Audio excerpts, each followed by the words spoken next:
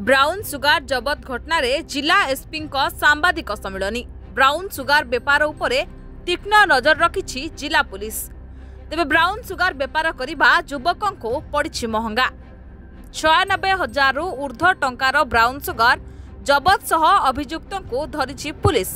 तेबे घटना देखा मिली जगतसिंहपुर सदर थाना अंचल चार्टा शिशु उद्यान निकटरे। एही पार्क निकटरे ब्राउन सुगार कारोबार चलता बेले जगतसिंहपुर सदर थाना पुलिस गोटे टीम अतर्कित भाव चढ़ाऊ करी 9.65 ग्राम ब्राउन सुगार जबत करने सहित नगद 5,820 टंका एक बाइक जबत करिबारे सक्षम होगा सहित एही कारोबार करुवा संपृक्त 3 अभियुक्तों मध्यरु मुख्य अभियुक्त सही अंचल सोमेश विषय को गिरफ्त करिबारे सक्षम होइथिबा बेले अन्य 2 अभियुक्त जयबड़ अंचल रंजित महांती और पानेसालिया अंचल बाबुना विश्वाल सेठारु फेरार हो जाइथिले।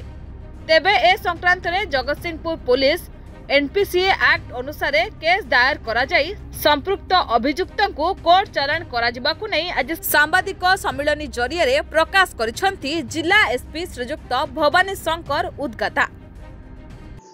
जो गतकाली अपराह्न टाउन थाना जगतसिंहपुर खबर पाइले जे किसी युवक चटरा चिल्ड्रेन पार्क भितर ब्राउन सुगर कारबार करुँच। तेणुक आमर सब इन्स्पेक्टर सैयद सिराज अली एवं स्टाफ सब जाइकरी राउंड अप कले।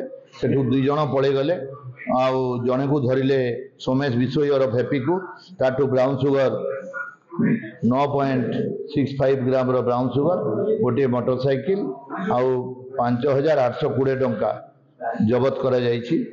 आउ यार उपरे से ताको अरेस्ट करा आज कोर्ट चालान हेबो।